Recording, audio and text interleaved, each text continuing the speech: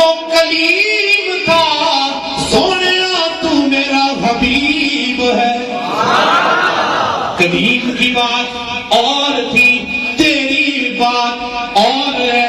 سونے محمد تجھے کسی پہاڑی پہ جانے کی ضرورت نہیں، تجھے کسی اعتکاف کی ضرورت نہیں ہے، بلکہ سونیا تو جدھر جدھر چلتا جائے گا میرا قرآن تیرے پیچھے پیچھے آتا جائے گا۔ اللہ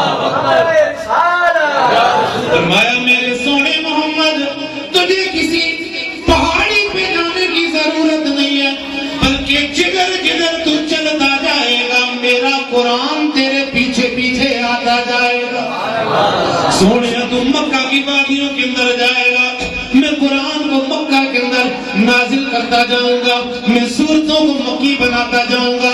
سونے تو مدینے کے بازاروں کے اندر جائے گا، میں قرآن کو مدینے کے بازاروں میں اندر میں بھیجتا جاؤں گا۔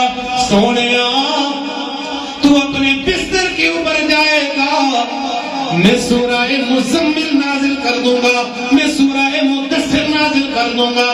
یا ایھا المدثر، یا ایھا المزمل، اے چادر اوڑھنے والے نبی، اے چادر اوڑھنے والے نبی۔